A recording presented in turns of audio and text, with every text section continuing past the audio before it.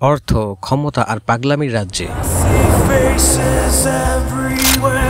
এক যুবক, নাম তার আরিয়ান মির্জা, যার জীবন ছিল নেশা, নারী আর অন্ধকারে ডুবে থাকা এক দুঃস্বপ্ন।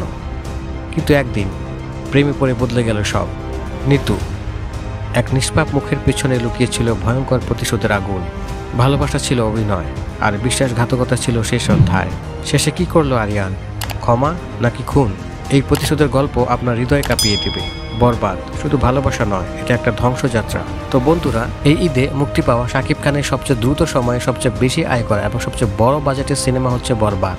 এই সিনেমাতে এমনই এক কাহিনী উঠে এসেছে। তো বন্ধুরা, চলো কথা না বাড়িয়ে আমরা মূল গল্পে ফোকাস করি। মুভির শুরুতেই দেখা যায় ছোট্ট আরিয়ান মির্জা অর্থাৎ শাকিব খান ছোটবেলা স্কুলে পড়ছে। হঠাৎ একদিন ক্লাসে একটা মেয়েকে দেখে তার ভালো লেগে যায় এবং সে তৎক্ষণাৎ গিয়ে সেই মেয়েকে কিস করে বসে। এই ঘটনায় ক্লাস টিচার তার উপর স্বাভাবিকভাবেই অত্যন্ত রেগে যান এবং সবার সামনে তাকে মারধর করেন। কিন্তু ছোট্ট আরিয়ান মির্জা রাগ সামলাতে না পেরে সঙ্গে সঙ্গেই একটি কম্পাস দিয়ে সেই শিক্ষকের অন্ডকোষে একের পর এক আঘাত করে তাকে হত্যা করে। ঘটনার পর শিক্ষকের স্ত্রী আদালতে মামলা করে আরিয়ানের বিরুদ্ধে। কিন্তু সে হয়তো জানতো না যে আরিয়ান মির্জা হচ্ছে আদিব মির্জার ছেলে, যিনি কিনা উপমহাদেশের অন্যতম ধনী ব্যবসায়ী। টাকা আর ক্ষমতার দাপটে পুলিশ, প্রশাসন, এমনকি এমপি মন্ত্রীরাও তার কথায় উঠে বসে। তো আদিব মির্জা শিক্ষকের স্ত্রীকে কেসটা তুলে নিতে বলেন, তাকে অনেক টাকার প্রলোভনও দেখান। কিন্তু সেই মহিলা স্পষ্ট জানিয়ে দেন তিনি তার স্বামীর হত্যার বিচার চান। তিনি বলেন, আপনার ছেলে এত অল্প বয়সে খুন করেছে, বড় হলে সে কত ভয়ঙ্কর হবে তা একমাত্র আল্লাহই জানেন। এই কথা শোনার পর আদিব মির্জা নিজেই সেই মহিলার পেটে লাথি মেরে তাকে নিচে ফেলে দেন এবং পরে তাকে হত্যা করেন। এরপর কেটে যায় অনেকটা বছর। বাবার আদরে বড় হয়ে আরো বেপরোয়া হয়ে ওঠে আরিয়ান মির্জা।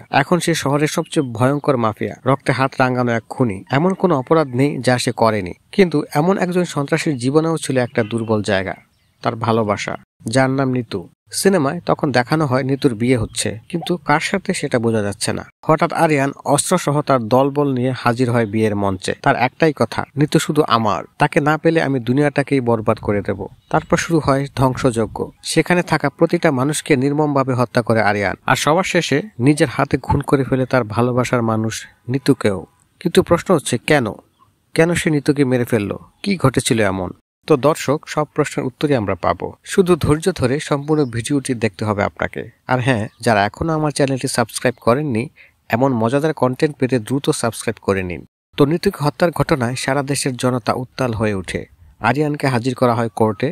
বিরোধী পক্ষের উকিল একে একে তুলে ধরতে থাকে আরিয়ানের অতীতের সব অন্ধকার অধ্যায়। কোর্টে উকিলের বক্তব্যের মাধ্যমে প্রকাশ পায় বাবা আদিব মির্জার টাকার দাপটেই আরিয়ান হয়ে উঠেছে এতটা বর্বর। নারীদেরকে সে দেখতো শুধু লালসা আর টাকার চোখে। যে মেয়েকে ভালো লাগতো টাকায় কিনে নিত, না হলে জোর করে নিজের করে নিত। ঢাকার বড় বড় বারে তার নিয়মিত যাতায়াত ছিল। একদিন এমনই এক বারে তার দেখা হয় নিতুর সঙ্গে। সে সময় চাঁদ মামা গানের তালে নাচছিল আরিয়ান, আর চারদিকে টাকা উড়াচ্ছিল। নিতু যে অফিসে কাজ করতো, সে অফিসেরই একটি সাকসেস পার্টিতে জয়েন করার জন্য অফিসের অন্যান্য লোকজনের সাথে নিতুও ওই বারে আসে। চাকরির পাশাপাশি নিতু একটা এতিমখানার সাথেও যুক্ত ছিল। নিতু লক্ষ্য করেছে যে ক্লাবে ডান্স করার সময় আরিয়ান প্রচুর টাকা উড়াচ্ছিল। তাই নিতুর মনে হলো আরিয়ান মির্জা যদি কিছু টাকা তার এতিমখানার জন্য দান করতো তাহলে খুব ভালো হতো, অসহায় এতিম বাচ্চাদের অনেক উপকার হতো। তো নিতু এতিমখানার শিশুদের জন্য সাহায্য চাইতে আরিয়ান মির্জার সাথে কথা বলছিল, আর এদিকে আরিয়ান মির্জা নিতুর নিষ্পাপ চোখে তাকিয়ে তার প্রেমে পড়ে যায়। তো আরিয়ান মির্জা নিতুর সব কথা শোনার পর সেই মুহূর্তে এক সুটকেস ভর্তি টাকা দিয়ে দেয় নিতুকে। পাশে দাঁড়িয়ে থাকা তার পিএস জিল্লু বুঝে যায় যে মেয়েটিকে হয়তো স্যারের মনে ধরেছে, তাই জুসের মধ্যে ঘুমের ওষুধ মিশিয়ে তাকে অজ্ঞান করে ফেলে। কিন্তু আরিয়ান তখন বলে,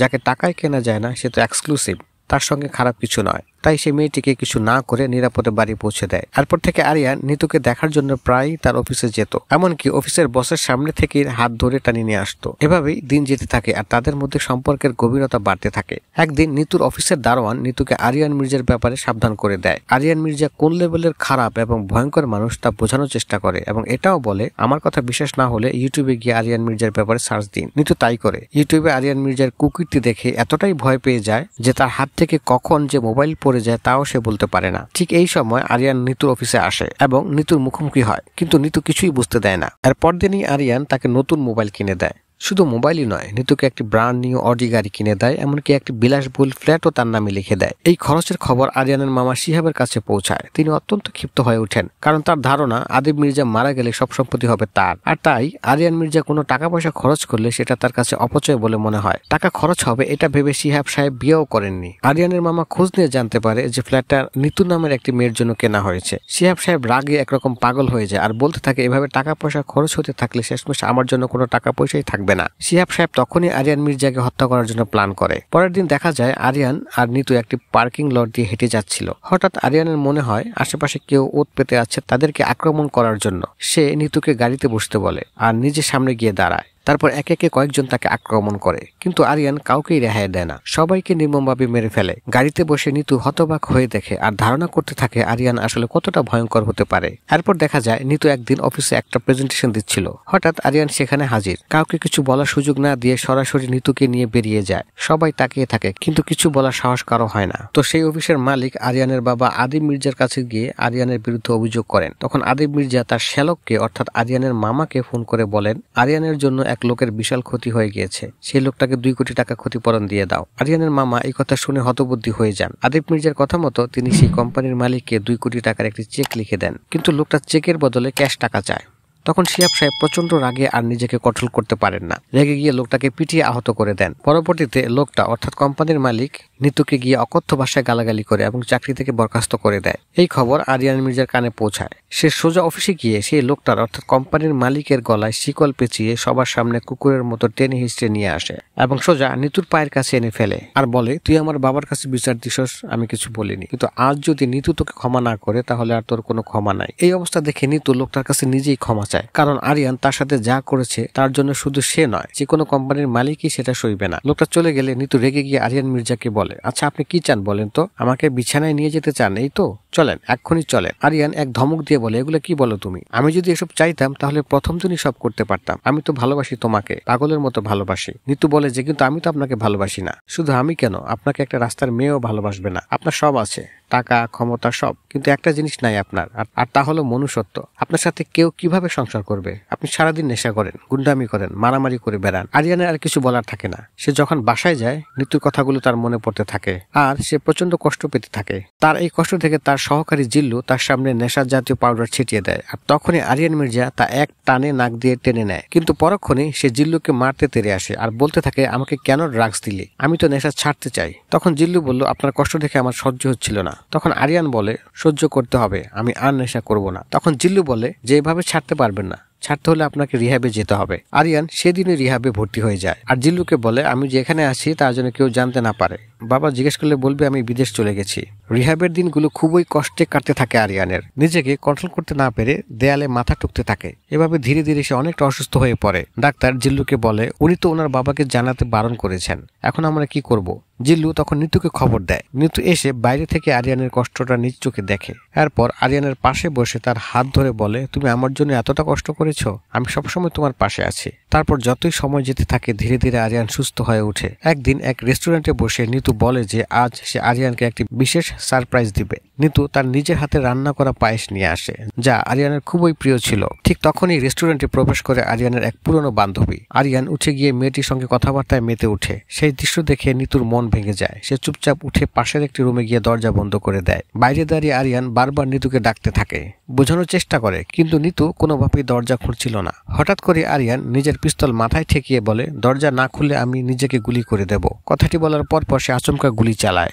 গুলির শব্দে দরজা খুলে পাগলের মতো ছুটে আসে নিতু। সে দেখে আরিয়ান ঠিকঠাক আছে। হাসি মুখে আরিয়ান বলে, আমি জানতাম তোমায় ভয় না দেখালে তুমি কখনো দরজা খুলতে না। নিতুর চোখে জল চলে আসে। রাগে কষ্টে সে বলে, তুমি আর কখনো আমাকে এভাবে ভয় দেখাবে না। আমি সব সহ্য করতে পারি, কিন্তু তোমার মৃত্যু তা আমি কোনোভাবেই সহ্য করতে পারবো না। এই ঘটনার পর আরিয়ান বুঝতে পারে যে নিতু তাকে অনেক ভালোবাসে। এর কয়েকদিন পর আরিয়ান তার দাদির জন্মদিনে নিতুকে আমন্ত্রণ করে নিয়ে আসে। সে চায় আজকের এই বিশেষ দিনে নিতু সবার সঙ্গে পরিচিত হবে। নিতুর প্রতি বাড়ির সবাই খুব খুব আন্তরিক ছিল।